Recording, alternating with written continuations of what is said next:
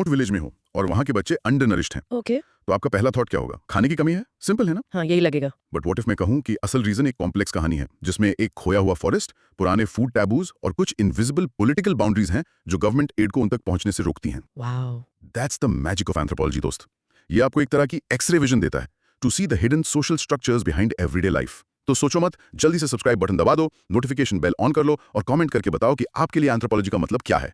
चलो इस amazing journey पर। बिल्कुल सही। And today we are going on a serious intellectual adventure. हमारा लर्निंग मैप बिल्कुल क्लियर है। हम एंथ्रोपोलॉजी के मतलब 6 फंडामेंटल पिलर्स को अनपैक करने वाले हैं। 6 पिलर्स, ओके। फर्स्ट हम समझेंगे कि एक कम्युनिटी का न्यूट्रिशनल स्टेटस कैसे असेस किया जाता है, और ये आपके सोचने से कहीं ज्यादा पॉलिटिकल है। अच्छा। देन हम कल्चर के इंटीग्रेटेड क्लोज्ड सिस्टम वाले आइडिया को क्रिटिकली एग्जामिन करेंगे। मतलब ये आइडिया कि कल्चर एक सील्ड बॉक्स है, और देखेंगे कि आज क्यों फ्लॉड है। राइट। उसके बाद हम पेडिग्री और जीनियोलॉजिकल एनालिसिस की निटी-ग्रिटी में जाएंगे।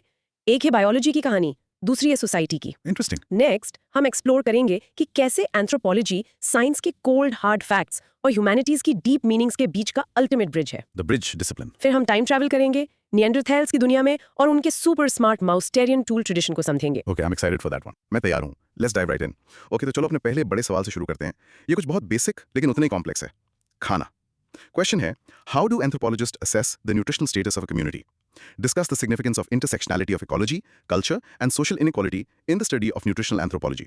और इसका broad theme, micro theme है, the multi-dimensional assessment of nutritional status and the synthesis of biological, ecological, and socio-cultural factors in nutritional anthropology. ठीक है, let's call this section nutrition, more than just calories. तो हम शुरू कहाँ से करें? जब हम न्यूट्रिशन के बारे में सोचते हैं तो हमारे दिमाग में vitamins, proteins, calories आते हैं, एक बायोलॉजिकल चीज। वही तो क्लासिक व्यू है, लेकिन न्यूट्रिशनल एंथ्रोपोलॉजी इसको बिल्कुल पलट देती है। मैं कहती हूँ कि न्यूट्रिशन सिर्फ एक बायोलॉजिकल इशू नहीं है, बल्कि एक बायो कल्चरल आउटकम है। Biocultural outcome. हाँ, सिंपली पुट हमारी बायोलॉजी और हमारा कल्चर एक कांस्टेंट डांस में है, और वही डांस हमारी हेल्थ को शेप करता है। ये सिर्फ इस बारे में नहीं है कि आप क्या खाते हैं, बल्कि इस बारे में भी है कि आप क्यों खाते हैं, घर में पहले कौन खाता है, कौन सा खाना प्योर माना जाता है, और कौन सी बड़ी इकोनॉमिक फोर्सेस आपके फूड एक्सेस को कंट्रोल करती हैं। बायोकल्चरल आउटकम, ये फ्रेज मुझे पसंद आया। ये इससे एकदम से मतलब काफी कॉम्प्लेक्स बना देता है। राइट। कोई रियल लाइफ एग्जांपल दे सकती हैं इसको कॉन्क्रीट बनाने के लिए? बिल्कुल। चलो इमेजिन करते हैं एक ट्राइबल कम्युनिटी को जो सदियों से एक फॉरेस्ट में रहती आई है। अचानक गवर्नमेंट उस फॉरेस्ट को प्रोटेक्टेड रिजर्व डिक्लेयर करके उन्हें डिस्प्लेस कर देती है। अब उनके मैलन्यूट्रिशन को इस बायोकल्चरल लेंस से एनालाइज करते हैं। ओके। पहला उनका इकोलॉजिकल एक्सेस चला गया। जो फॉरेस्ट प्रोड्यूस हर्ब्स एनिमल्स उनकी लाइफ का हिस्सा थे, वो अब अवेलेबल नहीं है। राइट। दूसरा, उनकी कल्चरल फूड प्रैक्टिसेस डिसरप्ट हो गई। उनकी ट्रेडिशनल रेसिपीज, उनका सीजनल फूड्स का नॉलेज, वो सब बेकार हो जाता है। तीसरी चीज, उन्हें social and political inequality face करनी पड़ती है। मतलब अक्सर गवर्नमेंट स्कीम्स जैसे पीडीएस से बाहर हो जाते हैं क्योंकि उनके पास डॉक्यूमेंट्स या सोशल कनेक्शंस नहीं होते। तो देखो, ये सिर्फ कैलोरीज की कमी नहीं है, ये एक क्राइसिस है जहां इकोलॉजी, कल्चर और पॉलिटिकल इकोनॉमी इंटरसेक्ट करके एक बायोलॉजिकल आउटकम बनाते हैं, सिवियर मैलन्यूट्रिशन। ये तो एकदम सेंस बना रहा है, एक परफेक्ट स्टॉर्म जैसा। तो एंथ्रोपोलॉजिस्ट जॉर्ज आर्मलेगोस ने सही कहा था कि न्यूट्रिशनल स्टेटस सिर्फ कैलोरिक इंटेक का मामला नहीं, बल्कि डाइट, डिजीज और सोशल ऑर्गेनाइजेशन का एक लॉन्ग टर्म रिफ्लेक्शन है। एग्जैक्टली। तो इसको दिमाग में रखते हुए चलो ब्रेक डाउन करते हैं कि एंथ्रोपोलॉजिस्ट असल में इसे असेस कैसे करते हैं। 3 मेन मेथड्स हैं। पहला है एंथ्रोपोमेट्रिक असेसमेंट। ये काफी टेक्निकल साउंड कर रहा है। मेजरमेंट्स से रिलेटेड है। हाँ, ये बॉडी मेजरमेंट्स की साइंस है, लेकिन ये एक कहानी बताती है। हम हाइट फॉर एज जैसे मेजर्स यूज करते हैं स्टंटिंग डिटेक्ट करने के लिए। स्टंटिंग का मतलब है क्रॉनिक यानी लॉन्ग टर्म मैलन्यूट्रिशन। ये एक साइन है कि बच्चे ने सालों से डिप्रिवेशन झेला है। अच्छा। फिर है वेट फॉर हाइट, जिससे वेस्टिंग का पता चलता है। ये एक्यूट यानी शॉर्ट टर्म मैलन्यूट्रिशन दिखाता है, शायद हाल ही में कोई फैमिन या बीमारी हुई हो। जैसे सेंट्रल इंडिया के ट्राइबल चिल्ड्रन में हाई स्टंटिंग रेट्स हमें बताते हैं कि ये कोई नई प्रॉब्लम नहीं है, ये डिप्रिवेशन की एक हिस्टोरिकल रिकॉर्ड है जो उनके जिस्म पर लिखी हुई है। Historical record written on the body, ये बहुत पावरफुल है।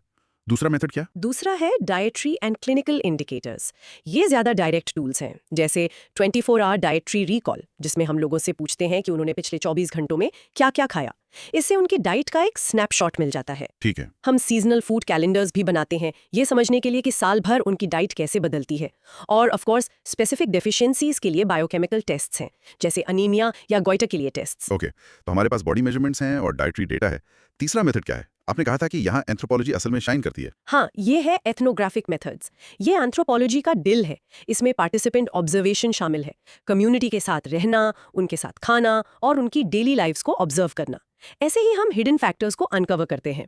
जैसे आपको स्पेसिफिक फूड टैबूज का पता चल सकता है, या फूड डिस्ट्रीब्यूशन का जेंडर्ड पैटर्न ऑब्जर्व कर सकते हैं। जैसे कई घरों में आदमी पहले खाते हैं, फिर बच्चे और औरतें आखिर में। जिससे उन्हें अक्सर सबसे कम न्यूट्रिशियस खाना मिलता है। ये चीज तो कोई सिंपल सर्वे कभी कैप्चर नहीं कर पाएगा। लेकिन बिलीव्स और इमोशंस के साथ ये भी जरूरी है। यहाँ से चीजें मेरे लिए असल में इंटरेस्टिंग हो जाती हैं। द इंटरसेक्शनैलिटी पार्ट हमने इस पर बात की है, लेकिन चलो इन मेथड्स को बड़ी फोर्सेस से कनेक्ट करते हैं, इकोलॉजी, कल्चर और सोशल इनइक्वालिटी। परफेक्ट, चलो इकोलॉजी से शुरू करते हैं। जैसा एंथ्रोपोलॉजिस्ट जूलियन स्टुअर्ट ने आर्ग्यू किया, हमारे सबसिस्टेंस पैटर्न्स असल में इकोलॉजिकल एडेप्टेशंस होते हैं। हम वही खाते हैं जो हमारा एनवायरनमेंट प्रोवाइड करता है। तो अगर डिफॉरेस्टेशन होता है या क्लाइमेट चेंज से सूखा पड़ता है तो फूड सिक्योरिटी सीधे सीधे इंपैक्ट होती है। ये इकोलॉजिकल लिंक है। और कल्चर, उसका क्या रोल है? कल्चर फूड के अराउंड सिंबॉलिक बाउंड्रीज बनाता है। एंथ्रोपोलॉजिस्ट मैरी डगलस ने दिखाया कि हमारी फूड चॉइसेस रैंडम नहीं है, वो असल में कोड्स हैं जो डिफाइन करते हैं कि हम कौन हैं। जैसे कुछ सोसाइटीज में प्रेगनेंसी टैबूज होते हैं जो एक औरत को प्रोटीन रिच फूड खाने से रोकते हैं, ये मानते हुए कि इससे बच्चे को नुकसान होगा। अच्छा, ये एक कल्चरल बिलीफ है जिसका डायरेक्ट और अक्सर नेगेटिव बायोलॉजिकल इम्पैक्ट माँ और बच्चे दोनों पर पड़ता है। और आखिर में सबसे हैवी वाला, सोशल इनइक्वालिटी। एब्सोल्युटली। यहाँ हम पॉलिटिकल इकोनॉमी का लेंस यूज करते हैं। ये पर्सपेक्टिव कहता है कि न्यूट्रिशन उस चीज से शेप होता है जिसे एंथ्रोपोलॉजिस्ट पॉल फार्मर ने स्ट्रक्चरल वायलेंस कहा था। Structural violence. हाँ, ये फिजिकल वायलेंस नहीं है, ये इस बारे में है कि कैसे सोशल स्ट्रक्चर्स जैसे पॉवर्टी, रेसिज्म या कास्ट डिस्क्रिमिनेशन सिस्टमैटिकली लोगों को नुकसान पहुंचाते हैं, उन्हें रिसोर्सेज से दूर करके। नैन्सी शेपर ह्यूज का ब्राजील में किया गया काम दिखाता है कि कैसे पॉवर्टी और पॉलिटिकल निग्लेक्ट मार्जिनलाइज्ड बच्चों के स्टंटेड बॉडीज में इम्बॉडी हो जाते हैं। उनकी बॉडीज लिटरली सोशल इनइक्वालिटी का एक फिजिकल मैनिफेस्टेशन बन जाती हैं। वाओ, तो इन सबको एक साथ लाने के लिए सिंथेसिस क्या है? सिंथेसिस वो है जिसे एलन गुडमैन कहते हैं कि हमारी bodies biological archives of social inequality हैं। वो डिस्प्लेस्ड ट्राइबल कम्युनिटी जिसके बारे में हमने बात की, वो इसका परफेक्ट एग्जाम्पल है। Forest displacement, ecology plus cultural marginalisation, culture plus welfare scheme से एक्सक्लूजन, पॉलिटिकल इकोनॉमी, ये सब इंटरसेक्ट करके मैल न्यूट्रिशन की बायोलॉजिकल रियलिटी बनाते हैं। कि एक ही कम्युनिटी के अलग अलग लोगों के हेल्थ आउटकम्स अलग क्यों होते हैं। जैसा पॉल फार्मर ने कहा, मैलन्यूट्रिशन एक पैटर्न सफरिंग है जो हमारे सोशल अरेंजमेंट से पैदा होती है। ये रैंडम बिल्कुल नहीं है। प्रिसाइसली वही कोर इनसाइट है। ओके, चलो इसको एक स्टूडेंट के पर्सपेक्टिव से सोचते हैं। अगर किसी को इसका जवाब देना हो, how would you structure this answer to stand out? आपकी क्या एडवाइस होगी? मैं सजेस्ट करूंगी कि न्यूट्रिशन की एक स्ट्रॉन्ग डेफिनेशन बायोकल्चरल आउटकम के तौर पर से शुरुआत करें। फिर अपने दिमाग में एक फ्लो चार्ट बनाएं। Ecology plus culture plus social inequality go to biological outcome. उस लॉजिक से अपना आंसर स्ट्रक्चर करें और आखिर में पॉल फार्मर के पैटर्न सफरिंग वाले पावरफुल कोट से एंड करें, एक स्ट्रॉन्ग इम्पैक्ट छोड़ने के लिए। ये ग्रेट स्ट्रक्चर है। Next question, what's the core difference between anthropometric and ethnographic methods? I think इसका जवाब मैं दे सकता हूँ। एंथ्रोपोमेट्री आपको बताता है कि क्या हो रहा है, जैसे 40% बच्चे स्टंटेड हैं। एथनोग्राफी बताता है क्यों हो रहा है, कुछ खास फूड टैबूज की वजह से या घर में अनइक्वल डिस्ट्रीब्यूशन की वजह से। एक क्वांटिटेटिव है, दूसरा क्वालिटेटिव। सही है। Perfectly explained. एक आपको डेटा देता है, दूसरा उस डेटा के पीछे की कहानी। ये थोड़ा डीपर है। Why is the concept of structural violence so important here? क्योंकि ये ब्लेम को शिफ्ट कर देता है। ये फोकस को इंडिविजुअल बैड चॉइसेस या लेजीनेस से हटाकर उन सिस्टेमिक अन्यायों पर ले जाता है जो पहले स्थान पर मैल न्यूट्रिशन के लिए कंडीशंस क्रिएट करते हैं। प्रॉब्लम लोगों में नहीं है, प्रॉब्लम उन इनइक्वालिटी के स्ट्रक्चर्स में है जिनमें उन्हें रहने के लिए मजबूर किया जाता है। तो अगर आपको इंटरसेक्शनैलिटी समझाने के लिए सिर्फ एक एग्जांपल चुनना हो तो कौन सा होगा? The Indian tribal malnutrition example is perfect. वो क्लियर है, पावरफुल है और तीनों डायमेंशंस इकोलॉजी, कल्चर और पॉलिटिकल इकोनॉमी को खूबसूरती से जोड़ता है। और वो कूल कीवर्ड जैसे एम्बॉडी या बायोलॉजिकल आर्काइव्स यूज करने के बारे में क्या? How can a student use them effectively? कि ये है कि उन्हें एक एब्स्ट्रैक्ट आइडिया को फिजिकल रियलिटी से जोड़ने के लिए यूज किया जाए। जैसे सिर्फ ये कहने के बजाय कि पॉवर्टी कॉजेज बैड हेल्थ, आप कह सकते हैं पॉवर्टी सिर्फ एक इकोनॉमिक स्टेटस नहीं है, ये एक बच्चे की हड्डियों में स्टंटिंग के रूप में एम्बॉडी हो जाती है, उनकी बॉडी को सोशल निग्लेक्ट का एक बायोलॉजिकल आर्काइव बना देती है। ये आर्ग्यूमेंट को ज्यादा विविड और मेमोरेबल बना देता है। लास्ट सवाल इस टॉपिक पर, is this approach only for academic study और does it have practical use? ये इनक्रेडिबली प्रैक्टिकल है। वो पॉलिसीज जो सिर्फ कैलोरी पैकेट्स बांटने पर फोकस करती हैं, वो अक्सर फेल हो जाती हैं। एक एंथ्रोपोलॉजिकल अप्रोच पॉलिसी मेकर्स को ऐसे इंटरवेंशंस डिजाइन करने में मदद करता है जो कल्चरली सेंसिटिव होते हैं और असल अंडरलाइंग पावर डायनामिक्स को एड्रेस करते हैं। जैसे शायद इंटरवेंशन एक कम्युनिटी को फूड एड देने के बजाय उनके लैंड राइट सिक्योर करने के बारे में होना चाहिए। ये तो गेम चेंजर है। ओके, ये कॉन्सेप्ट बहुत इंपॉर्टेंट है। चलो इसके कोर आइडिया को बोलने की प्रैक्टिस करते हैं। Nutrition is a biocultural outcome shaped by the intersectionality of ecology, culture and social inequality. अब पॉज करके इसको बोलने की प्रैक्टिस करें, इसको रिहर्स करें। Great idea. और हमारा mini recap. In short, nutritional anthropology हमें सिखाती है कि हमारी हेल्थ सिर्फ हमारी प्लेट पर क्या है उस पर डिपेंड नहीं करती, बल्कि हमारी सोसाइटी के पावर स्ट्रक्चर्स पर डिपेंड करती है। आसाम। ये एक हैवी लेकिन सुपर इंपॉर्टेंट टॉपिक था। न्यूट्रिशन की कॉम्प्लेक्सिटी से जो कल्चर से इतनी जुड़ी हुई हैं, चलो थोड़ा जूम आउट करते हैं और कल्चर के बारे में ही एक बड़ा सवाल पूछते हैं। क्या कल्चर एक साफ सुथरा सेल्फ कंटेन्ड बबल है? चलो पता करते हैं। बिल्कुल। हमारा अगला सवाल असल में उसी बबल को फोड़ने वाला है। सवाल है, critically examine the drawbacks in assuming culture as an integrated closed system in the understanding of contemporary society. इसका broad micro theme है the limitations of classical structural functionalist views of culture in explaining the complexity of contemporary globalized societies. तो चलो इस section को कहते हैं breaking the cultural bubble. सबसे पहले ये इंटीग्रेटेड क्लोज्ड सिस्टम आखिर है क्या? इसे कल्चर के परफेक्ट मशीन व्यू की तरह समझो। ये आइडिया जो क्लासिकल एंथ्रोपोलॉजिस्ट जैसे ब्रोनिस्लॉ मालिनोस्की और A.R. रैटक्लिफ ब्राउन के बीच पॉपुलर था, कल्चर को एक परफेक्टली इंटीग्रेटेड सिस्टम के रूप में देखता था, जहां हर हिस्सा family, religion, economy, social harmony और इक्विलिब्रियम बनाए रखने के लिए एक स्पेसिफिक फंक्शन करता था। इसे क्लोज्ड भी माना जाता था, मतलब बाहरी इन्फ्लुएंसेस से आइसोलेटेड। उन्होंने स्मॉल स्केल रिमोट सोसाइटीज का अध्ययन किया जो लगती थी कि सेल्फ कंटेन्ड है। इसके लिए कोई सिंपल सी एनालॉजी दे सकती है? ऑफ कोर्स, इमेजिन आप एक स्कूल को क्लोज्ड सिस्टम के तौर पर डिस्क्राइब करते हैं। आप कहेंगे कि इसमें स्टूडेंट्स, टीचर्स और एक प्रिंसिपल है और सभी स्कूल के स्मूथ फंक्शनिंग के लिए रूल्स फॉलो करते हैं। लेकिन ये परफेक्ट पिक्चर असल मेसी रियलिटी को इग्नोर करती है ना? हाँ बिल्कुल। ये बुलिंग, स्टूडेंट पॉलिटिक्स, टीचर्स के बीच के इंटरनल कॉन्फ्लिक्ट्स और सबसे जरूरी एक्सटर्नल इन्फ्लुएंसेस जैसे सोशल मीडिया ट्रेंड्स को इग्नोर कर देती है, जो स्टूडेंट लाइफ को ड्रामेटिकली इफेक्ट करते हैं। कल्चर कभी इतना साफ सुथरा नहीं होता। इससे एकदम क्लियर हो गया। परफेक्ट मशीन मॉडल सारी इंटरेस्टिंग मेसी चीजों को छोड़ देता है। तो क्लासिकल एंथ्रोपोलॉजी ने कल्चर को स्टेबल और सेल्फ कंटेन्ड माना, जो शायद एक अच्छा स्टार्टिंग पॉइंट था, लेकिन आज की दुनिया को समझने के लिए ये बहुत लिमिटेड है। सही कहा। चलो इसके ड्रॉबैक्स में डाइव करते हैं। शुरुआत थ्योरेटिकल फ्लॉज से करते हैं। पहला, इसमें ओवर एम्फेसिस ऑन इक्विलिब्रियम है। ये मॉडल मानता है कि हार्मनी नेचुरल स्टेट है और कॉन्फ्लिक्ट को एक प्रॉब्लम, एक ऐसी बीमारी मानता है जिसे ठीक करने की जरूरत है। लेकिन कॉन्फ्लिक्ट तो लाइफ का हिस्सा है। इसके खिलाफ किसने आवाज उठाई? एक एंथ्रोपोलॉजिस्ट थे, मैक्स ग्लकमन।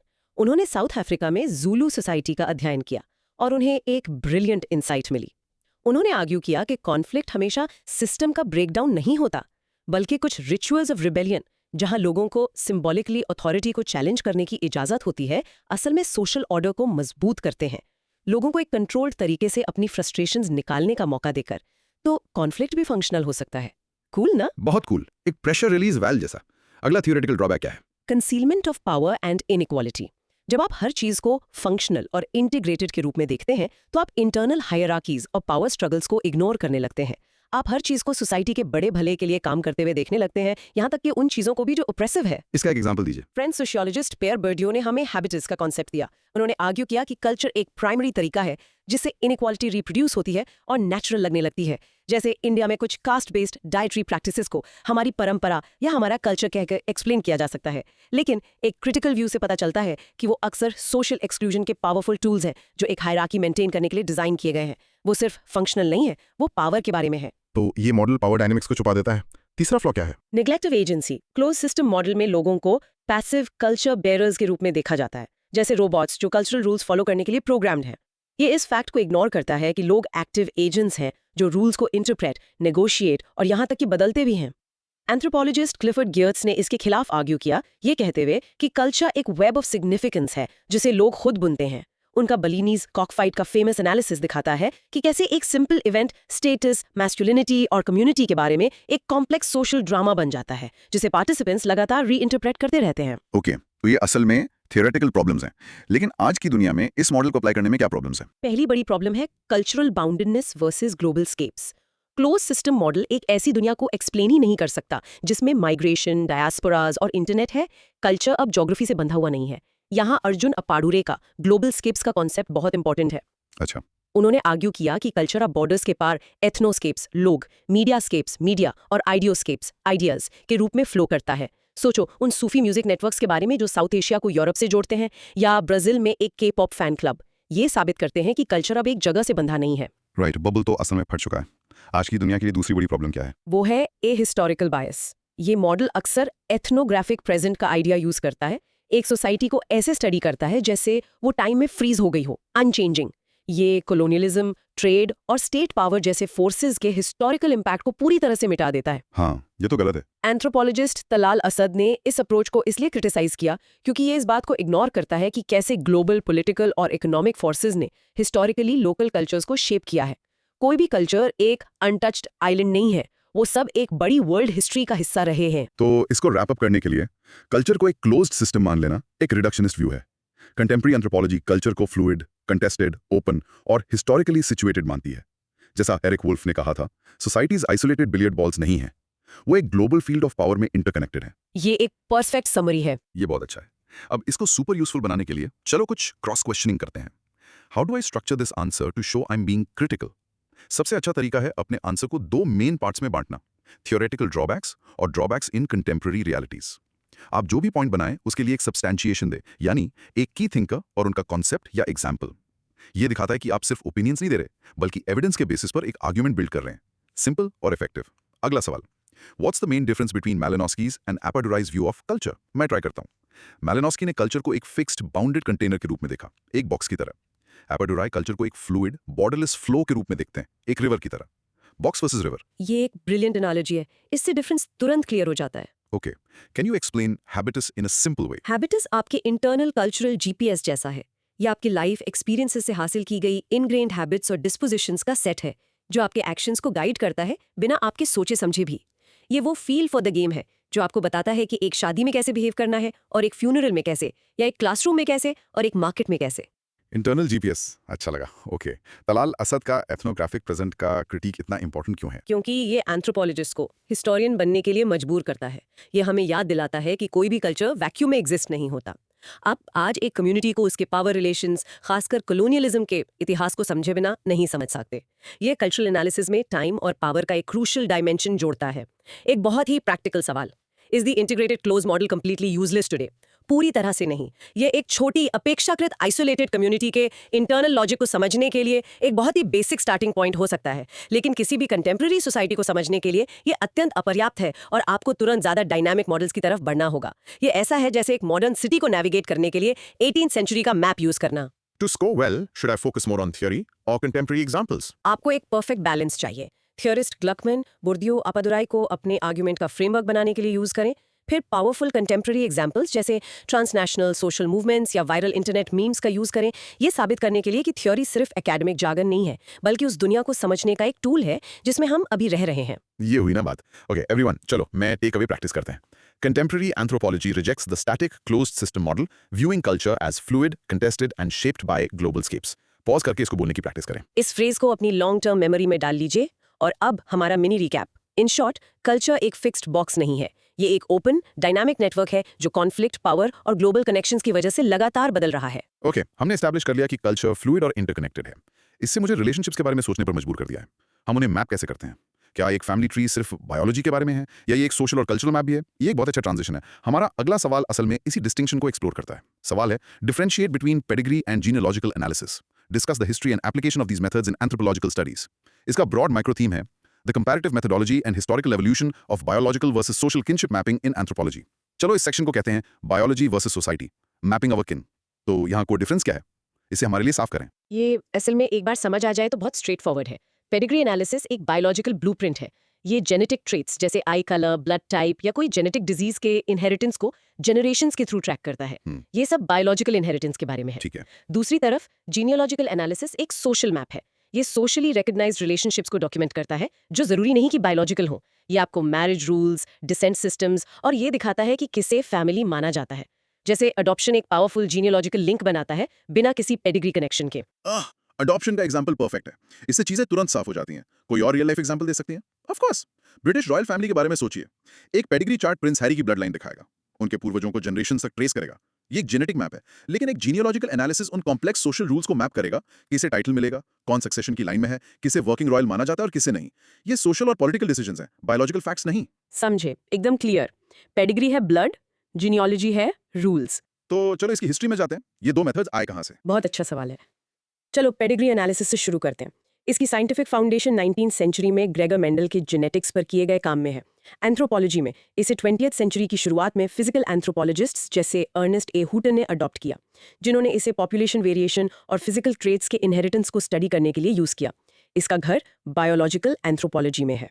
और जीनियोलॉजिकल मेथड के बारे में क्या? ये सोशल एंथ्रोपोलॉजी जैसा फील होता है। आप बिल्कुल सही हैं। जीनियोलॉजिकल मेथड को WHR रिवर्स ने famous Cambridge anthropological expedition to the Torres Straits के दौरान 1898 में फॉर्मलाइज किया था। ये क्रांतिकारी पल था। रिवर्स का मकसद किनशिप की एमिक कैटेगरीज को सिस्टमैटिकली रिकॉर्ड करना था, मतलब लोकल इनसाइडर का point of view. Western uncle या कजन के आइडियाज थोपने के बजाय वो उनके पर्सपेक्टिव से किनशिप समझना चाहते थे। तो उन्होंने दुनिया को उनकी नजरों से देखने के लिए एक टूल बनाया है। ये तो फैसिनेटिंग है।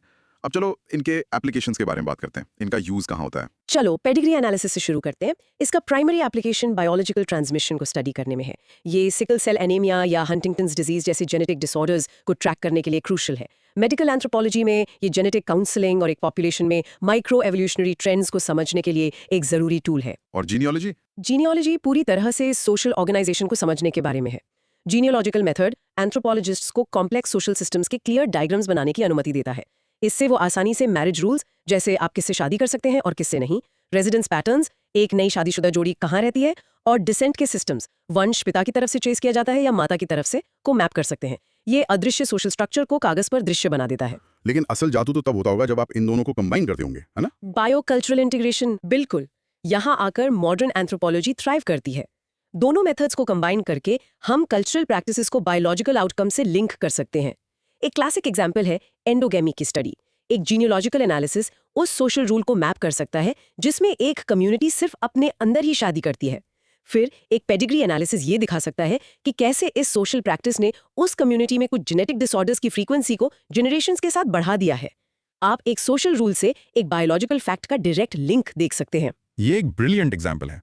तो कंक्लूड करने के लिए, भले ही इन मेथड्स की उत्पत्ति एंथ्रोपोलॉजी की अलग-अलग ब्रांचेस, बायोलॉजिकल और सोशल में हुई हो, उनका कंबाइंड यूज ह्यूमन सोसाइटीज की होलिस्टिक समझ के लिए जरूरी है।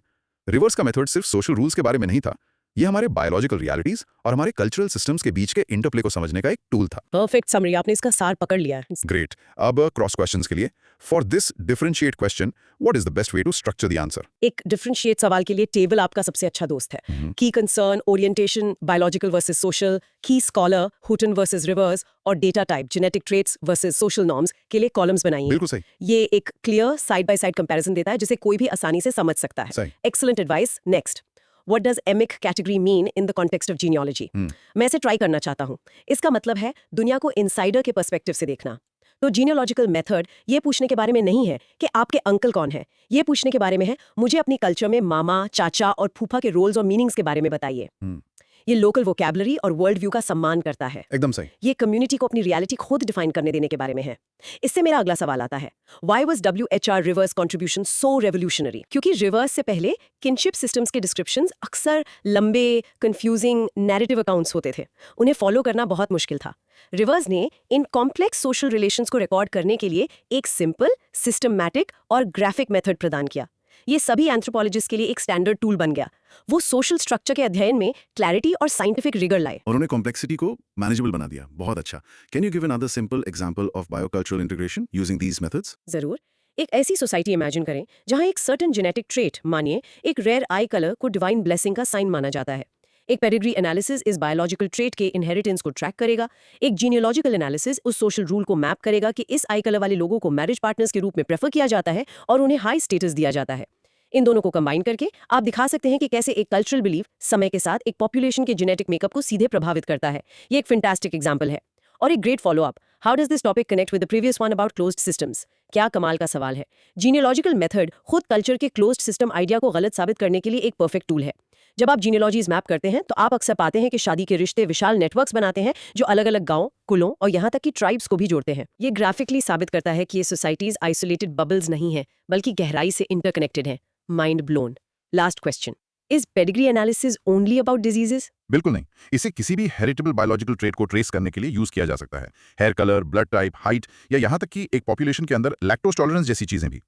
कोई भी ट्रेट जो जीन्स के थ्रू पास होता है, पेडिग्री एनालिसिस के लिए अच्छा है। ये एकदम क्लियर हो गया है। ओके टीम, चलो कोर कॉन्सेप्ट प्रैक्टिस करते हैं। इसे कहने की कोशिश करें, pedigree analysis tracks biological inheritance while genealogical analysis maps socially recognised kinship. Pause करके इसे 2-3 बार प्रैक्टिस करें। इसको जोर से बोलने से मदद मिलती है।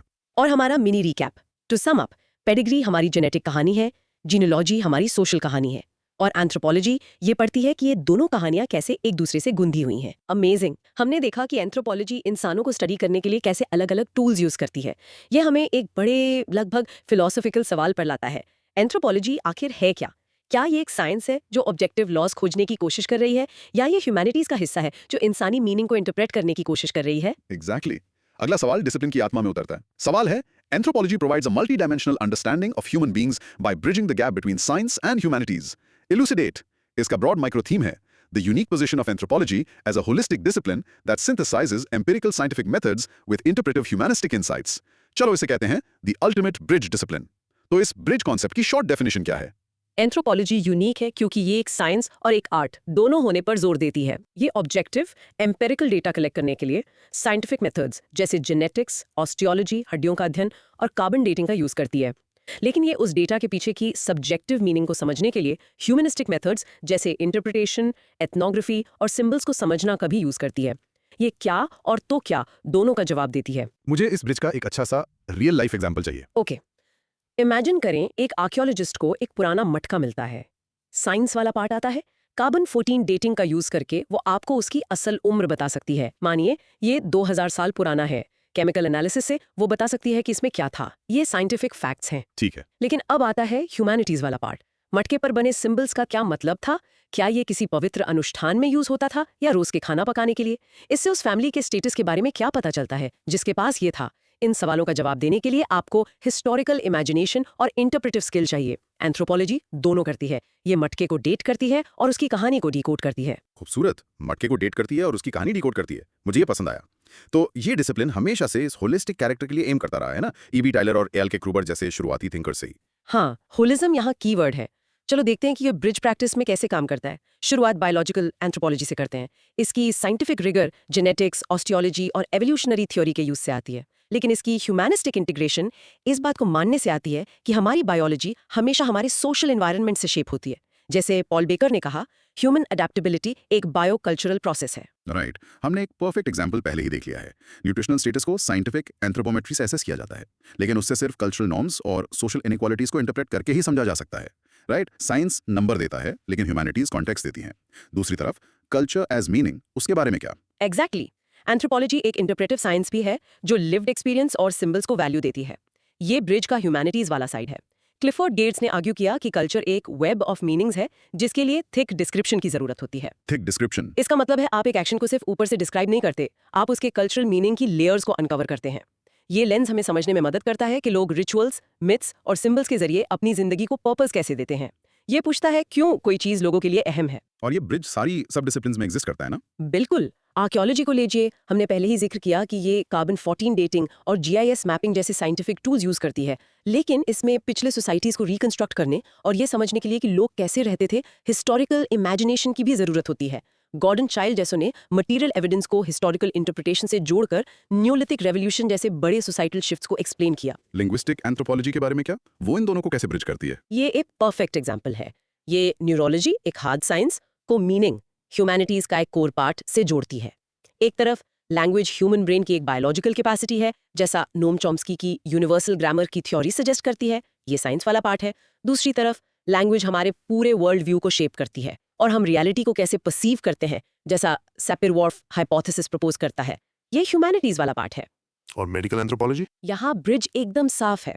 मार्गरेट लॉक का लोकल बायोलॉजी इसका कॉन्सेप्ट दिखाता है कि मेनोपाज जैसा यूनिवर्सल बायोलॉजिकल प्रोसेस भी अलग-अलग कल्चरल कॉन्टेक्स्ट में बिल्कुल अलग तरीके से एक्सपीरियंस और समझा जाता है। और हमने पॉल फार्मर के स्ट्रक्चरल वायलेंस पर किए गए काम पर पहले ही चर्चा की है, जो मैक्रो लेवल पॉलिटिकल और इकोनॉमिक स्ट्रक्चर्स एक ह्यूमैनिस्टिक एनालिसिस को माइक्रो लेवल हेल्थ आउटकम्स जैसे डिजीज प्रेवलेंस एक साइंटिफिक मेजरमेंट से पावरफुली जोड़ता है। तो इसको रैप अप करने के लिए एंथ्रोपोलॉजी की यूनिक स्ट्रेंथ ये है कि ये इंसानों को उनकी सारी कम्प्लेक्सिटी में कैप्चर करती है, बायोलॉजिकल ऑर्गेनिजम्स के रूप में, सोशल बीइंग्स के रूप में और कल्चरल मीनिंग मेकर्स के रूप में। ये सिंथेसिस इस डिसिप्लिन को कॉम्प्लेक्स ग्लोबल इश्यूज को एम्पिरिकल रिगर और एथिकल सेंसिटिविटी दोनों के साथ एड्रेस करने की पावर देता है। ये बस ह्यूमन एक्सपीरियंस को फ्रैगमेंट करने से इनकार कर देती है, वही इसका कोर है। Holism in action. ओके, चलो प्रैक्टिकल होते हैं। How do I make the bridge concept clear through out an answer on this topic? सबसे अच्छा तरीका है इसे सब फील्ड के हिसाब से स्ट्रक्चर करना। हर एक के लिए biology, archaeology, linguistics, explicitly scientific component और ह्यूमनिस्टिक कॉम्पोनेंट स्टेट करें। इससे ब्रिज कॉन्सेप्ट विजुअली और कॉन्सेप्चुअली क्लियर हो जाता है, ये दिखाते हुए कि दोनों साइड्स हमेशा साथ काम करती हैं। ये ग्रेट टिप है। ओके, क्या हम थिक डिस्क्रिप्शन को सिंप्लीफाई कर सकते हैं? सिंपल शब्दों में ये क्या है? थिक डिस्क्रिप्शन वो अपनी पलक झपका रहा है और वो आंख मार रहा है कि बीच का फर्क है। पहला एक थिन फैक्चुअल डिस्क्रिप्शन है, दूसरा आंख मारना एक थिक डिस्क्रिप्शन है, क्योंकि यह एक शेयर्ड कल्चरल कोड की तरफ इशारा करता है। यह एक सीक्रेट, एक जोक, एक फ्लर्टेशन हो सकता है। या सिर्फ एक्शन को नहीं बल्कि उसके पीछे की सोशल मीनिंग की लेयर्स को डिस्क्राइब करने के बारे में है। ये एग्जाम्पल पसंद आया, इससे तुरंत समझ आ जाता why is A L Kroeber's idea of holism so central to this answer. क्योंकि होलिज्म वो फाउंडेशनल फिलॉसफी है जो इस ब्रिज को जस्टिफाई करती है। ये एंथ्रोपोलॉजी का कोर बिलीफ है कि आप इंसानियत को बायोलॉजी, कल्चर या लैंग्वेज के अलग अलग डब्बों में बांटकर नहीं समझ सकते। होलिज्म इस बात पर जोर देता है कि ये सभी पहलू आपस में जुड़े हुए हैं और इन्हें एक पूरे के रूप में अध्ययन किया जाना चाहिए। मैं सीधे पूछता हूँ, can linguistic anthropology really be both a science and a humanity? बिल्कुल। हमारे दिमाग सिंटेक्स को कैसे प्रोसेस करते हैं इसका अध्ययन हार्ड साइंस न्यूरोलिंग्विस्टिक्स है। एक कविता इमोशंस पैदा करने के लिए मेटाफर्स का कैसे इस्तेमाल करती है या एक पॉलिटिकल स्पीच एक देश को कैसे मनाती है, इसका अध्ययन एक ह्यूमैनिस्टिक इंक्वायरी है। लिंग्विस्टिक एंथ्रोपोलॉजी गर्व से दोनों करती है। ये लैंग्वेज के स्ट्रक्चर और आत्मा दोनों का अध्ययन करती है। और इससे एंथ्रोपोलॉजी आज के समय में सुपर रेलेवेंट हो जाती है ना? बहुत ज्यादा रेलेवेंट। क्लाइमेट चेंज जैसे कॉम्प्लेक्स इशू को लीजिए, आपको डेटा समझने के लिए इकोलॉजी की हार्ड साइंस चाहिए, लेकिन आपको ये गहरा ह्यूमनिस्टिक समझ भी चाहिए कि क्यों कुछ कल्चर्स अपना बिहेवियर बदलने का विरोध करते हैं या कैसे इकोनॉमिक इनइक्वालिटी कुछ पॉपुलेशंस को ज्यादा वल्नरेबल बना देती है। एंथ्रोपोलॉजी उस डेटा और ह्यूमन एक्शन के बीच के गैप को भर सकती है। हाँ, और ये डिसिप्लिन के अंदर एक कांस्टेंट हेल्दी डिबेट है। कुछ एंथ्रोपोलॉजिस्ट साइंटिफिक क्वांटिटेटिव साइड की तरफ ज्यादा झुकते हैं, जबकि दूसरे ज्यादा इंटरप्रेटिव और ह्यूमनिस्टिक होते हैं। असल चुनौती और एंथ्रोपोलॉजी की खूबसूरती उस बैलेंस को बनाए रखने में है, उस पुल पर चलने में बिना किसी भी तरफ गिरे। बहुत अच्छे से कहा। चलो इस कोर आइडिया को प्रैक्टिस करते हैं। मेरे साथ बोलिए, anthropology strength lies in its refusal to fragment the human experience, bridging science and humanities. Pause करके इसको रिहर्स करें। ये एक पावरफुल स्टेटमेंट है और हमारा mini recap. In a nutshell, anthropology ultimate multitasker है जो माइक्रोस्कोप, साइंस और वाइड एंगल लेंस, ह्यूमैनिटीज दोनों का इस्तेमाल करके इंसान होने का मतलब क्या है उसकी पूरी तस्वीर हासिल करती है। वाओ! तो एंथ्रोपोलॉजी एक सुपर डिसिप्लिन है। चलो अब इस डिसिप्लिन के टूल्स का यूज करके टाइम ट्रैवल करते हैं। हमारे फेमस पूर्वजों निएंडरथल्स के बारे में बात करते हैं। क्या वो सच में उतने अनइंटेलिजेंट ब्रूटिश केवमैन थे जैसा हम कार्टून्स में देखते हैं? एकदम नहीं। हमारा अगला सवाल इस मिथ को पूरी तरह से तोड़ देता है। सवाल है, write a note on Mousterian tool tradition, Mousterian culture and its makers. इसके लिए ब्रॉड माइक्रो थीम है the technological and socio cultural dimensions of the middle Paleolithic Mousterian complex. चलो इस सेक्शन को टाइटल देते हैं Neanderthals the smart tool makers. तो ये माउस्टेरियन ट्रेडिशन आखिर था क्या? Mousterian tradition middle Paleolithic period का एक कल्चरल कॉम्प्लेक्स है जो लगभग 3 लाख से 40,000 साल पहले का है। और ये समझना बहुत जरूरी है कि ये सिर्फ टूल मेकिंग का एक स्टाइल नहीं था, ये एक पूरा पैकेज था। एक लाइफस्टाइल, टेक्नोलॉजीज का एक सेट और कल्चरल बिहेवियर्स जो इसके बनाने वालों की हाई कॉग्निटिव एबिलिटीज को रिफ्लेक्ट करता है। उनकी टूल्स के लिए कोई एनालॉजी दे सकती हैं? वो पहले वाले टूल से कैसे अलग थे? बहुत अच्छा सवाल है। पहले के टूल्स जैसे एशुलियन हैंड एक्स एक सिंपल ऑल पर्पस हथौड़े जैसा था, एक टूल कई कामों के लिए। मोस्टेरियन टूल्स खासकर एडवांस्ड लेवलॉइड टेक्निक से बनाए गए एक स्पेशलाइज्ड टूल किट जैसे थे। इसे ऐसे समझो जैसे एक हथौड़े से एक पूरे टूल बॉक्स पर शिफ्ट करना जिसमें अलग अलग स्क्रू ड्राइवर्स, रेंचेस और नाइव्स हों, हर एक किसी खास काम के लिए डिजाइन किया गया हो। ये एक बहुत क्लियर इमेज है, स्पेशलाइजेशन में एक छलांग। तो इस एडवांस्ड टूल किट के मेकर्स कौन थे? प्राइमरी मेकर्स थे of course homo neanderthalensis, the निएंडरथाल्स। वो हमारे क्लोज एवोल्यूशनरी कजिन्स थे, बड़े दिमाग और मजबूत शरीर वाले जो आइस एज यूरोप और एशिया के ठंडे मौसम के लिए अनुकूलित थे। लेकिन मुझे याद है मैंने पढ़ा था कि एक टेक्नोलॉजिकल ओवरलैप था। क्या इसका मतलब है कि वो अकेले नहीं थे? सही है, और ये एक फैसिनेटिंग पॉइंट है। मोस्टेरियन टेक्नोलॉजी सिर्फ निएंडरथाल्स तक ही सीमित नहीं थी। लिवांट रीजन में जो अब मिडिल ईस्ट है, स्कुल और कवजे केव्स जैसी साइट्स पर शुरुआती होमो सेपियंस, हमारी अपनी स्पीसीज, भी मोस्टेरियन टूल्स यूज करते हुए पाए गए। वाह! इससे हमें ये पता चलता है कि कल्चर और टेक्नोलॉजी किसी एक स्पीशीज से सख्ती से बंधे हुए नहीं थे। आइडियाज शेयर किए जा सकते थे या अलग अलग स्पीशीज ने सिमिलर प्रॉब्लम्स के लिए इंडिपेंडेंटली सिमिलर सॉल्यूशंस डेवलप किए होंगे। ये तो दिमाग घुमा देने वाला है। ये उस सिंपल कहानी को कॉम्प्लिकेट कर देता है जो हमें अक्सर सुनाई जाती है। अब उनकी टेक्नोलॉजी के दिल में आते हैं। आपने लिवेलुआ रेवोल्यूशन का जिक्र किया, उसमें इतना खास क्या था? ये उनके जीनियस का कोर है। लेवलुआ टेक्निक एक प्रिपेयर्ड कोर टेक्निक है। फाइनल टूल फ्लेक को अलग करने से पहले ही वो पत्थर के कोर को बड़े ध्यान से तैयार करते थे, उससे एक खास तरीके से शेप करते थे। इसका मतलब है कि उन्हें फाइनल प्रोडक्ट को अपने दिमाग में शुरू करने से पहले विजुअलाइज करना पड़ता था। ये एब्स्ट्रैक्ट थॉट, प्लानिंग और कई कदम आगे सोचने का अटल सबूत है। ये सिर्फ ट्रायल एंड एरर नहीं है, ये कॉन्सेप्चुअलाइजेशन है। तो वो सिर्फ टूल मेकर्स नहीं, इंजीनियर्स थे। और उनके स्पेशलाइज्ड टूल किट में क्या क्या था? उनका टूलकिट डाइवर्स था। इसमें तीखे पॉइंट्स थे जो शायद भालों के लिए यूज होते थे, साइड स्क्रैपर्स थे जो जानवरों की खाल को प्रोसेस करके कपड़े और शेल्टर बनाने के लिए यूज होते थे, और डेंटिकुलेट्स थे जो दांतेदार टूल्स थे और शायद लकड़ी के काम के लिए यूज होते थे। इनक्रेडिबल। और भी है, हमारे पास हाफ्टिंग के क्लियर एविडेंस है। इसका मतलब है कि वो कॉम्पोजिट टूल्स बना रहे थे। पत्थर के पॉइंट्स को पेड़ों से निकले रेजिन या जानवरों की नसों से लकड़ी के शाफ्ट्स पर जोड़कर सोफिस्टिकेटेड भाले बना रहे हैं। ये मल्टी कंपोनेंट टेक्नोलॉजी है। इनक्रेडिबल। ये ब्रूटिश केवमैन की इमेज को पूरी तरह बदल देता है। उनकी सोसाइटी और कल्चर के बारे में क्या? उनकी सोसाइटी भी पहले सोची गई से कहीं ज्यादा कॉम्प्लेक्स थी। सबसिस्टेंस एंड कोऑपरेशन के मामले में हम जानते हैं कि नियांडरथल स्ट्रेटेजिक बिग गेम हंटर्स थे। वो बाइसन, मैमथ्स और वुली राइनोज जैसे बड़े जानवरों का शिकार करते थे। आप इन जानवरों का शिकार अकेले नहीं कर सकते। इसके लिए high level group coordination, communication और आग का कंट्रोल यूज जरूरी है। और उनकी सिंबॉलिक और सोशल लाइफ के बारे में क्या? यहाँ आकर चीजें असल में इंसानी हो जाती हैं, है ना? यहाँ आकर ये सच में दिल को छू जाती हैं। मोस्टेरियन पीरियड सिंबॉलिक बिहेवियर और सोशल केयर का पहला कंसिस्टेंट एविडेंस देता है। सबसे फेमस एग्जाम्पल इराक के शानदार केव से आता है। वहां आर्कियोलॉजिस्ट को जानबूझकर दफनाने के सबूत मिले। एक व्यक्ति को तो पॉलन के गुच्छों के साथ दफनाया गया था, जिससे लगता है कि शायद उससे फूलों के साथ आखिरी विदाई दी गई थी। वाओ! इससे भी ज्यादा पावरफुली एक बुजुर्ग नियांडरथाल आदमी के अवशेष मिले, जिसे कई गंभीर चोटें आई थीं। वो एक आंख से अंधा था, उसका एक हाथ सूख गया था और उसे गंभीर गठिया था। वो अपने ग्रुप की लगातार देखभाल के बिना सालों तक जिंदा नहीं रह सकता था। ये करुणा, सहानुभूति और मजबूत सोशल बॉन्ड्स की तरफ इशारा करता है। वो अपने कमजोर और बुजुर्गों की देखभाल करते थे। ये सच में गहरा है। तो कंक्लूड करने के लिए मोस्टेरियन ट्रेडिशन हमारा सबसे अच्छा सबूत है कि नियांडरथाल्स कॉग्निटिवली इंफीरियर नहीं थे। उनके पास एक सोफिस्टिकेटेड टेक्नोलॉजिकल इंटेलिजेंस, एक कॉम्प्लेक्स सोशल ग्रामर और सिंबॉलिक थॉट और करुणा की क्षमता थी। वो स्मार्ट, सक्षम और केयरिंग थे। एग्जैक्टली। स्टूपिड केवमैन वाला स्टीरियोटाइप पूरी तरह से आउटडेटेड और गलत है। ओके, चलो कुछ क्रॉस क्वेश्चन से गुजरते हैं। पहला, how do I structure a writer note on type of question. एक नोट के लिए क्लैरिटी और स्ट्रक्चर की है। इसे लॉजिकल थीम्स में क्लियर हेडिंग्स के साथ बांटें।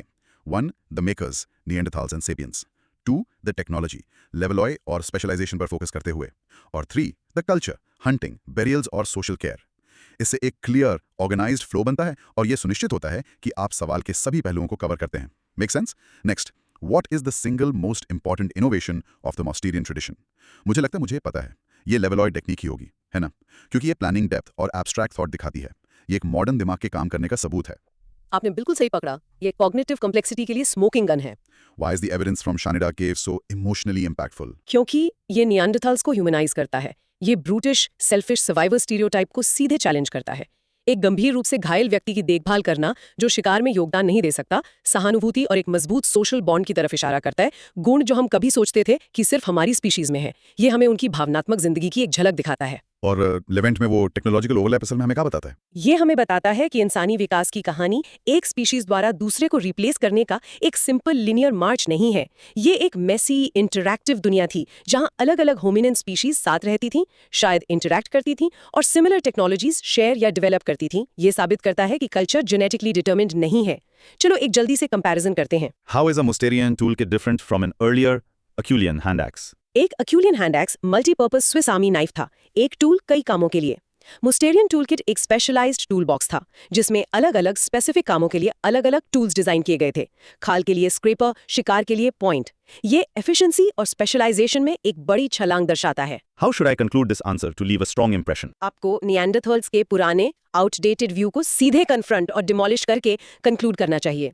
आत्मविश्वास के साथ स्टेट करें कि मोस्टेरियन एविडेंस अनिवार्य रूप से साबित करता है कि उनके पास complex cognition, structured social lives और सिंबॉलिक थॉट थे, जिससे वो हमारे इंसानियत के स्पेक्ट्रम पर पहले से कहीं ज्यादा करीब आते हैं। फैंटास्टिक। चलो उसकी टेक्निक का नाम प्रैक्टिस करते हैं। ये थोड़ा लंबा है। The hallmark of the Mousterian tradition is the Levallois prepared core technique. Pause करके इसको प्रैक्टिस करें। इसको प्रैक्टिस करना अच्छा है। और हमारा mini recap. In short, Mousterian culture दिखाता है कि नियांडरथाल्स प्रिमिटिव ब्रूट्स नहीं थे, बल्कि इंटेलिजेंट, कोऑपरेटिव और कंपैशनेट बीइंग्स थे जिनके पास ऐसी टेक्नोलॉजी थी जो अपने समय के लिए क्रांतिकारी थी। नियांडरथाल्स रिचुअल्स से मॉडर्न इंसानी बिलीफ्स तक, हमने अभी देखा कि नियांडरथाल्स में सिंबॉलिक थॉट के साइंस थे, जैसे अपने मृतकों को दफनाना। इससे एक और बड़ा सवाल उठता है, इंसानी विचार खुद कैसे इवॉल्व हुआ, मैजिक से रिलीजन और आखिर में साइंस तक का सफर कैसा था। बिल्कुल। आज का हमारा आखिरी सवाल इस विशाल एवोल्यूशनरी थ्योरी को टैकल करता है। सवाल है, critically examine James Frazer's theory of evolutionism, elucidate the place of religion in modernity. यहाँ ब्रॉड माइक्रो थीम है the evolutionary trajectory of human thought from magic to science and the persistent relevance of religion in secular societies. चलो इसे कहते हैं from magic to science, a flawed journey. तो James Frazer कौन थे और उनका बड़ा आइडिया क्या था? सर जेम्स फ्रेजर शुरुआती एंथ्रोपोलॉजी के एक विशाल व्यक्तित्व थे। अपनी एपिक किताब द गोल्डन बाउ में उन्होंने इंसानी विचार के विकास के लिए एक विशाल 3 स्टेज थ्योरी प्रपोज की। उन्होंने आर्ग्यू किया कि सभी इंसानी समाज एक ही यूनिलीनियर पाथ से गुजरते हैं। पहला स्टेज है मैजिक। यहाँ इंसान मानते हैं कि वो इम्पर्सनल लॉज और रिचुअल्स के जरिए नेचर को सीधे कंट्रोल कर सकते हैं। ओके, तो उनके व्यू में मैजिक साइंस का एक प्रिमिटिव फॉर्म है।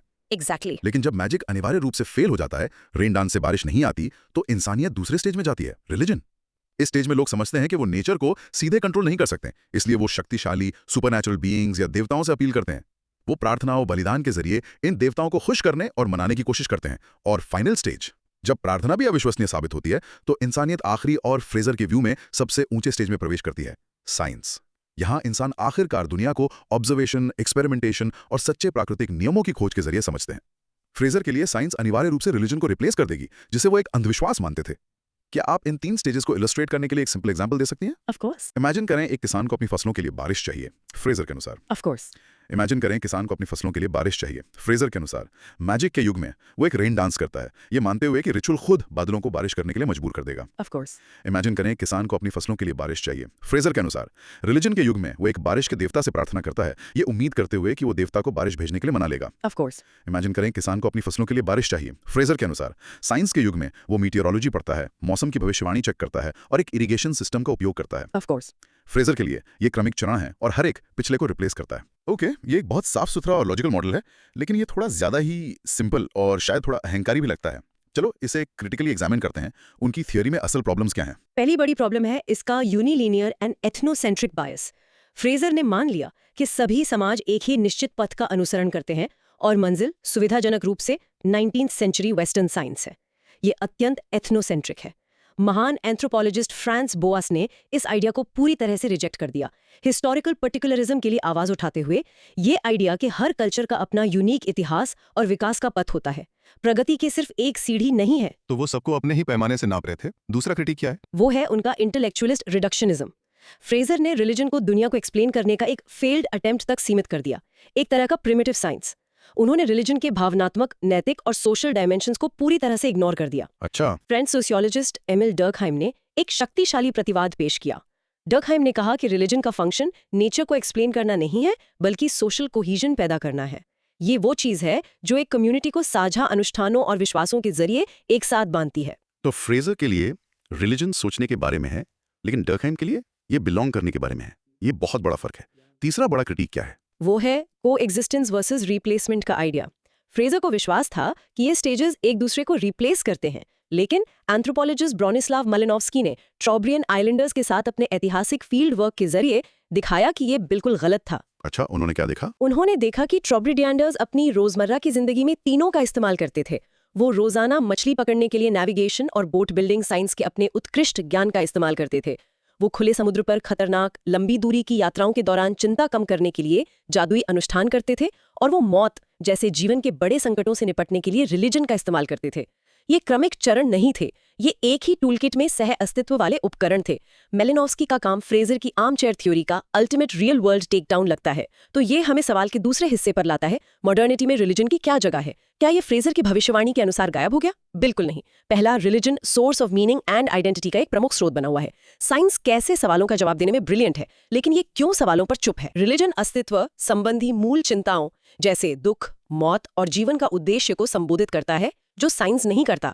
जैसा मैक्स वेबर ने आर्ग्यू किया, ये नैतिक आचरण और मूल्यों के लिए एक फ्रेमवर्क प्रदान करता है। मॉडर्न सोसाइटीज में ये और क्या करता है? ये अभी भी सोशल इंटीग्रेशन का एक बहुत बड़ा स्रोत है।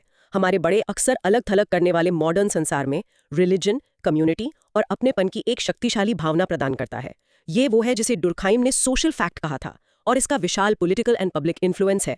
सोशल रिफॉर्म मूवमेंट से लेकर राष्ट्रवाद तक धार्मिक विश्वास और संस्थान सार्वजनिक जीवन को गहरे तरीके से आकार देना जारी रखते हैं। तो ये गायब नहीं होता, बस अपना रूप बदल लेता है। एग्जैक्टली, इसमें ट्रांसफॉर्मेशन होता है। गायब होने के बजाय रिलीजन अडैप्ट करता है।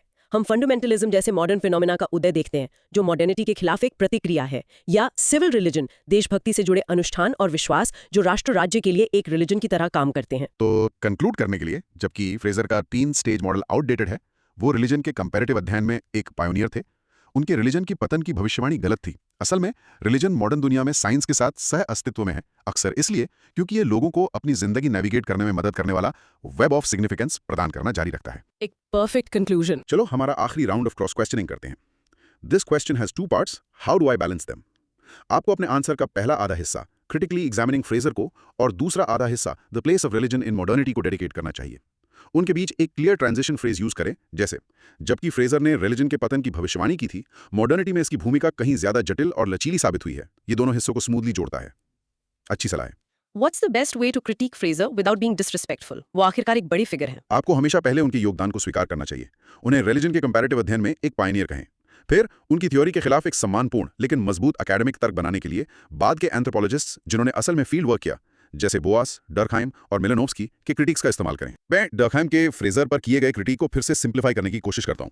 क्या यह कहना ठीक है कि फ्रेजर सोचते थे कि रिलीजन सोचने के बारे में है, दुनिया को एक्सप्लेन करना, जबकि दुर्कहाइम ने आर्ग्यू किया कि यह बिलोंगिंग के बारे में है, एक कम्युनिटी को जोड़ना?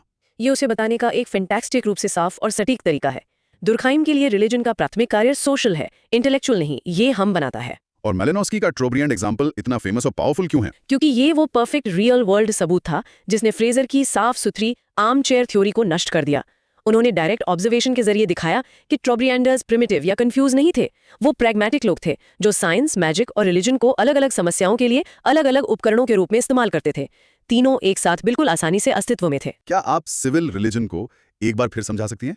सिविल रिलीजन तब होता है जब देशभक्ति और राष्ट्रीय पहचान एक पवित्र धार्मिक जैसा गुण ले लेती है। झंडे को सलाम करने, दिल पर हाथ रखकर राष्ट्रगान गाने या राष्ट्रीय स्मारकों को पवित्र स्थलों की तरह ट्रीट करने जैसे अनुष्ठानों के बारे में सोचिए। ये सेक्युलर अनुष्ठान है जो सोशल कोहीजन और एक सामूहिक पहचान की भावना पैदा करते हैं, बिल्कुल वैसे ही जैसे परंपरागत धर्म करता है। To conclude this answer effectively, what should be my final thought? आखिरी विचार सह अस्तित्व के बारे में होना चाहिए, रिप्लेसमेंट के बारे में नहीं।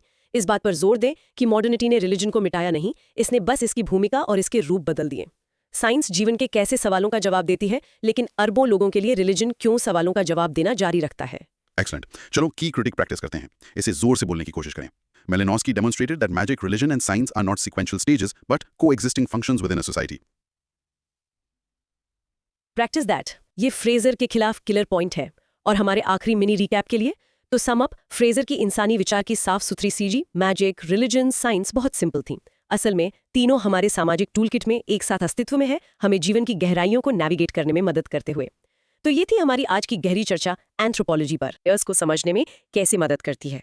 चलो एक जल्दी से फाइनल रिकैप करते हैं। चलो करते हैं। हमने न्यूट्रिशनल एंथ्रोपोलॉजी से शुरुआत की और सीखा कि हेल्थ सिर्फ बायोलॉजी के बारे में नहीं है, बल्कि इकोलॉजी, कल्चर और पावर का एक कॉम्प्लेक्स इंटरसेक्शन है। एक व्यक्ति का शरीर सोशल इनइक्वालिटी का बायोलॉजिकल आर्काइव हो सकता है। फिर हमने culture as a closed system के आइडिया को चैलेंज किया, ये डिस्कवर करते हुए कि कल्चर एक फिक्स्ड बॉक्स नहीं है, बल्कि एक फ्लूइड, कंटेस्टेड और ग्लोबली कनेक्टेड नेटवर्क है जो हमेशा गति में रहता है। उसके बाद हमने पेडिग्री और जीनियोलॉजिकल एनालिसिस के बीच फर्क किया। हमने देखा कि पेडिग्री हमारी बायोलॉजिकल कहानी है जो जीन्स में लिखी है, जबकि जीनियोलॉजी हमारी सोशल कहानी है जो नियमों और रिश्तों में लिखी है। एंथ्रोपोलॉजी को दोनों की जरूरत है। हमने एक्सप्लोर किया कि कैसे एंथ्रोपोलॉजी साइंस और ह्यूमैनिटीज के बीच अल्टीमेट ब्रिज है जो ऑब्जेक्टिव डेटा और सब्जेक्टिव मीनिंग दोनों को वैल्यू देता है, ताकि हमें इंसानी स्थिति की एक होलिस्टिक तस्वीर मिल सके। हमने मस्टरियन कल्चर की दुनिया में टाइम ट्रैवल किया और ब्रूटिश निएंडरथॉल के मिथ को पूरी तरह से तोड़ दिया। उनकी इंटेलिजेंस, टेक्नोलॉजिकल स्किल और करुणा के लिए उनकी क्षमता की सराहना की। और आखिर में हमने फ्रेजर्स थियरी ऑफ एवोल्यूशनिज्म को क्रिटिकली एग्जामिन किया और समझा कि रिलीजन मॉडर्निटी में गायब नहीं हुआ, बल्कि ये साइंस के साथ सह अस्तित्व में है, जीवन के सबसे बड़े सवालों का जवाब देने के लिए नए और जटिल रूपों में ढल रहा है। क्या कमाल का सफर था। हमने आज देखा कि हर चीज के पीछे एक सिंपल मेल से लेकर एक कॉम्प्लेक्स बिलीफ सिस्टम तक कल्चर, पावर और हिस्ट्री की गहरी कहानी है।